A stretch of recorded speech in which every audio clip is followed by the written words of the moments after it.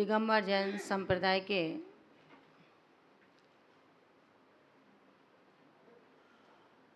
उच्च कोटि विद्वान आचार्य श्री कुंद कुंद भगवंत, जिनको बुद्धजनों ने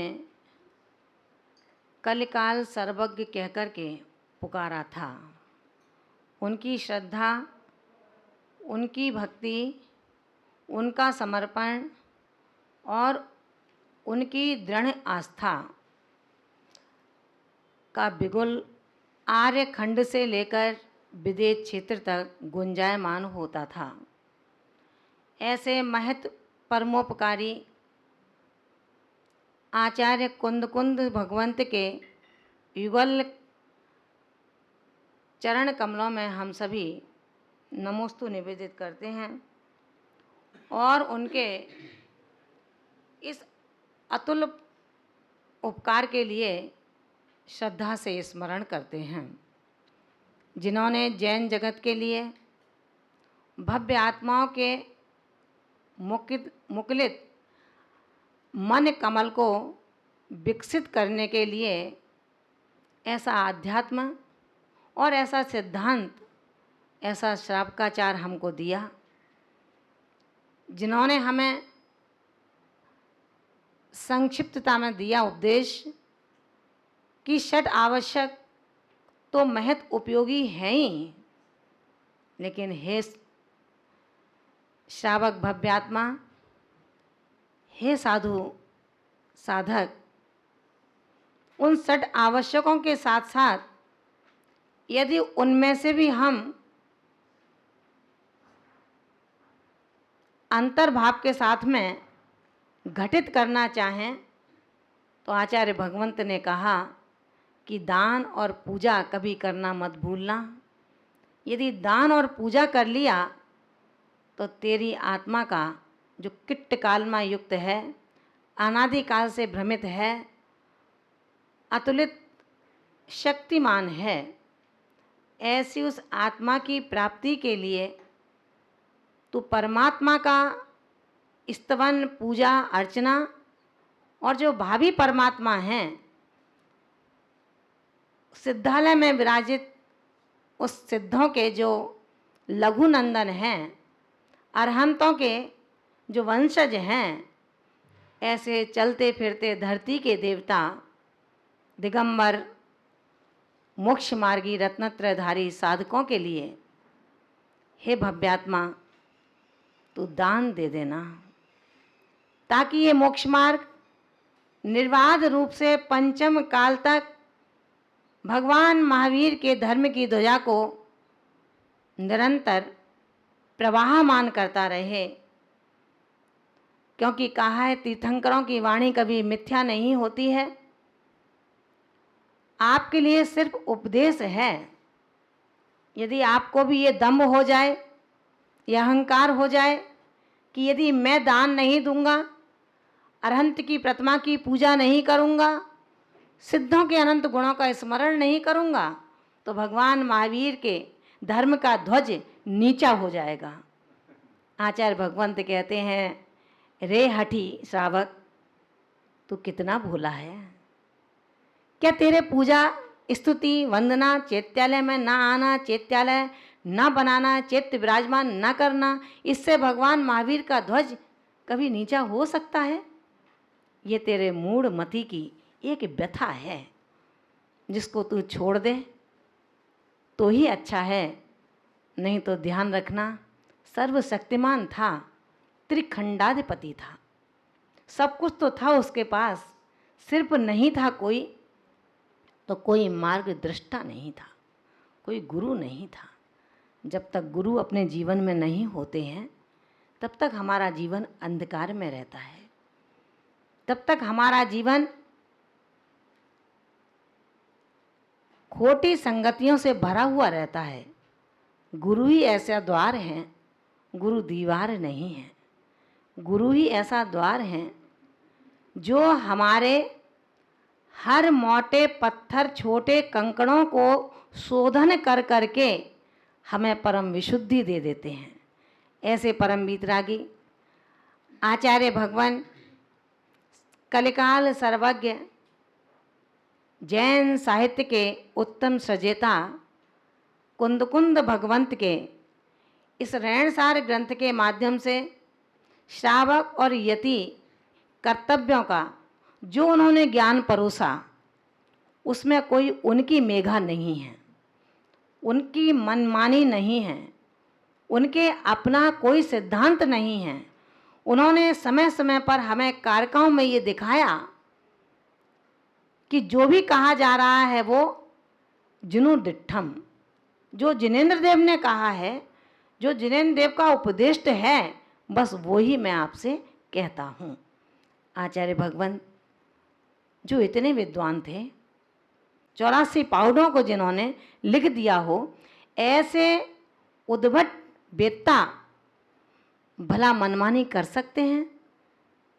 और हम और आप जो उथले हैं, छिछले हैं, एक एक दो दो तीन तीन चार चार बार ग्रंथों को पढ़ लिया, हम अपनी संख्या बताते हैं कि मैंने अपने जीवन में समय सार को 50 बार पढ़ लिया है, मैंने अपने जीवन में नियम सार को 20 बार पढ़ लिया है। आचार्य कुंद भगवंत कहते हैं, रे हठी मानव, तू अपने हट को कब छोड़ेगा? 50 बार क्या, 50 करोड़ बार पढ़ लो, जब तक समय सार का भाव तेरे समय में नहीं उतर पाया, समय सार का समय अगर तेरे समय को प्राप्त न करा पाया, वो 50 लाख बार, 50 करोड़ बार, 50 बार पढ़ने से होता क्या है? तू रोज खाता है,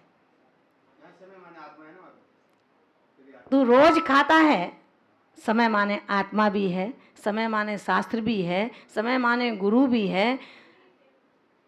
आचार्य भगवंत कहते हैं, समय पर समय की समय के लिए समय को प्राप्ति करके समय सार बन जाओ। आचार्य भगवंतों ने हमें जो ज्ञान दिया है, हमें जो उपदेश दिया है, वो उपदेश थोथा नहीं है, वो हवा में उड़ाने वाला नहीं है। हम समय सार को पढ़ना चाहते हैं, हम नियम सार को पढ़ना चाहते हैं, हम प्रवचन सार को पढ़ना चाहते हैं। आचार्य भगवंत कहते हैं कि आपके यहाँ जिस बच्चे का आज जन्म हुआ है, वो अभी 1, 2, 3 वर्ष का हुआ, क्या आप उसे सीए की कक्षा में बैठा सकते हो? क्या आप उसे आईआईटी के लिए भेज सकते हो? क्या आप उसे आईआईएम के लिए भेज सकते हैं? नहीं भेज सकते। ठीक इसी प्रकार मोक्ष मार्गियों के लिए, रत्नत्रय पथ पर चलने के लिए जो भी मुमुक्षु आत्मा हैं, ऐसे अपने आत्मा को सिद्धगत करने की इच्छा रखने वाला प्रत्येक श्रावक ऐसा ही है जैसे 3 साल का बच्चा जब प्ले ग्रुप में जाता है, फिर उसका नाम केजी, अपर केजी, फर्स्ट, सेकंड, थर्ड, ये क्लासेस चलती है। ठीक यही दर्जे रत्नत्रय पथ के लिए, मोक्ष मार्गियों के लिए होते हैं। आप सबसे पहले श्रावकाचार का अध्ययन करें, यदि आप श्रावक हैं तो। अभी तो आपको यही नहीं पता कि आहार जो दाता देता है वो दाता होना कैसा चाहिए। अभी तो आपको ये भी नहीं पता जिस चीज का हम सेवन करते हैं उनकी मर्यादाएं होती क्या हैं। अभी आपको ये भी नहीं पता कि महिला की शुद्धि अशुद्धि से बनते हुए भोजन पर, आपके सौभाग्य पर, आपकी आर्थिकता पर असर क्या पड़ता है। हम श्रावकाचार नहीं पढ़ेंगे, हम सीधा समय सार पढ़ेंगे। हम नियमों का पालन नहीं करेंगे, हम केवल नियम सार पढ़ेंगे। अरे जो प्रवचनों को सुन करके आत्मसात नहीं कर पाया, वो भला प्रवचन सार कैसे पढ़ सकता है। कितने उपदेशों को सुन लिया, कितने उपदेशक आकर के चले गए, जिसने आपको पूरा ग्रंथ साहित्य पढ़ा दिया, लेकिन आपकी समझ में एक शब्द भी नहीं उतरा। उन्होंने कहा कसाय को कम करो, वात्सल्य की परिणति बनाओ, तो आपने कहा कि कसाय को ज़्यादा करो, वात्सल्य को हटाओ। क्योंकि हम उल्टा चलते हैं, जो आचार्य कहेंगे वो नहीं मानेंगे, जो कहेंगे मत करो उसको हम करेंगे। हे भव्यात्माओं, आज आचार्य कुंद कुंद भगवंत कहते हैं कि अभी भी समय है आपके पास, चेत जाओ। अगर नहीं चेते तो वही लाइनें आपके लिए भी सिद्ध हो जाएंगी। चेत चेत चेत रे मन, चेत अब तो चेत रे, चेत चेत चेत रे मन, चेत अब तो चेत रे। चिड़िया चुंग रही है तेरा मोतियों का खेत रे, चेत चेत चेत रे मन, चेत अब तो चेत रे। समय रूपी चिड़िया आपके संयम रूपी मोतियों को, आपके आयु रूपी मोतियों को, आपके श्वास रूपी मोतियों को चुंगती चली जा रही है। रे मुमुक्षु सावक, तू क्यों नहीं चेत पाता है? कब तक दूसरों के उत्तरदायित्वों को निभाता रहेगा? कब तक दूसरों की चाबियों को अपनी कमर में लगाता रहेगा? कब तक सहेज के रखेगा पर द्रव्यों को? स्वक्षेत्र क्या है, स्वद्रव्य क्या है, स्वभाव क्या है, इसको कब समझेगा? जब काल तेरे दरवाजे पर खड़ा होगा तब तेरे पास समय नहीं होगा, तेरे पास सिवाय भटकन के कुछ नहीं होगा। इसलिए आचार्य भगवंत कहते हैं, मंदिर में आने के बाद मंदिर के लिए आपने जो भी द्रव्य बोल दिया देने के लिए, वो मंदिर का हो जाता है। अगर आपने कहा ये सामग्री मंदिर के लिए है, ये सामग्री मंदिर में पूजन करने के लिए है, रे ज्ञानी श्रावक ध्यान रखना, जो मंदिर के लिए करके लाए हो, अब उस सामग्री का इस्तेमाल आप अपने घर में नहीं कर सकते हो। अगर करते हो तो प्रकरण चल रहा है, निर्माल्य के दोषी कहलाते हो। अगर आपने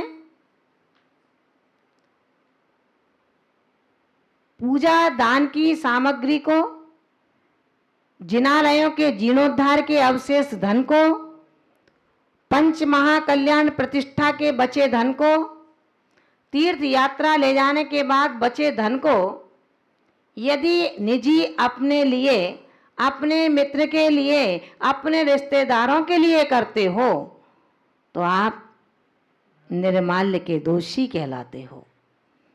आचार्य भगवंत ने कहा है, रे श्रावक बहुत सावधानी बरतनी है अपने जीवन में।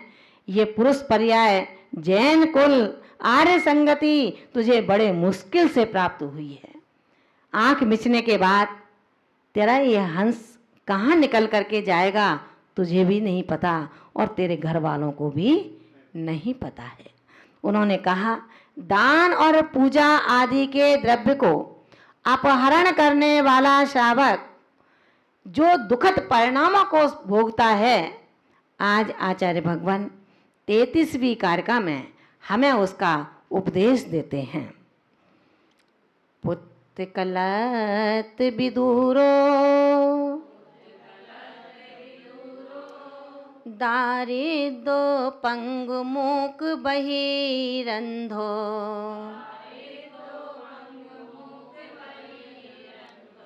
चांडालादि कुजादो,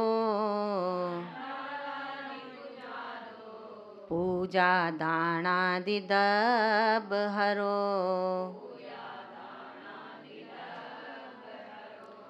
पुत्र कलत विदूरो,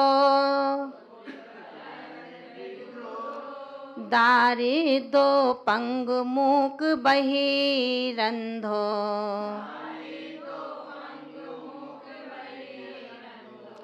चांडालादि कुजादो, पूया दानादि दब हरो।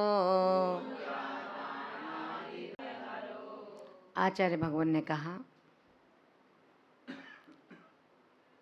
कि यदि आप श्रावक हैं, श्रावक होने के नाते आपको मर्यादा का, अपने दर्जे का, अपने कक्षा का ज्ञान होना चाहिए। अभी जो यहाँ हैं, आप श्रावक कहो अपने आप को, हम ये नहीं कहते आप श्रावक नहीं हैं, लेकिन आचार्य समंतभद्र स्वामी आपको श्रावक सिद्ध नहीं करते हैं। उनका कहना है, जब तक सम्यक दर्शन शुद्ध संसार शरीर भोग निर्विण्ण, पंचगुरु चरण शरणों दार्शनिक तत्व पथ ग्रह। आचार्य भगवान कहते हैं, जब तक सम्यक दर्शन से शुद्ध नहीं हैं, संसार शरीर भोगों से जिनकी विरक्ति नहीं है, और पंच गुरु यानी कि पंच परमेष्टि की शरण को प्राप्त नहीं हुए हैं, तो ये कौन सी प्रतिमा हुई? दर्शन प्रतिमा। यानी कि श्रावक का दर्जा कहाँ से शुरू हो रहा है? गुणमाला भाभी, कहाँ से शुरू हो रहा है? दर्शन प्रतिमा से। अब आप कौन है जरा ध्यान रखना दादाजी, मिट्टू लाल जी दादाजी, पहली प्रतिमा बता दी, यहाँ से श्रावक का दर्जा शुरू होता है। श्रावक पदानि दैवे रेकादश देशतान एसु खलु। जो 11 दर्जे हैं, उन दर्जों में जो आपने प्रवेश लिया है, उसके बाद आपका श्रावकत्व प्रारंभ हुआ है। हम कहीं अंधेरे में ना रहें, रोज मंदिर आएं, रोज आहार दें, इतना मेहनत, कितना पुरुषार्थ, कितना त्याग, सब कुछ करते हैं, लेकिन अभी श्रावक नहीं बन पाए, अधेड़ हो गए। अब उल्टी गिनती शुरू हो गई अपने जीवन की। फिर भी चेत जाओ तो भी कुछ बना बिगड़ा नहीं है। सुबह का भूला यदि शाम को घर लौट आता है तो भूला नहीं कहलाता। आचार्य भगवंत कहते हैं, रे मानव, तू कब तक मानव बना रहेगा, इंसान बना रहेगा? अब मानव और इंसान से ऊंचा उठ और श्रावक बन जा। जिस दिन तू श्रावक बन जाएगा तो अपने आप श्रद्धावान बन जाएगा, विवेकवान बन जाएगा, क्रियावान बन जाएगा।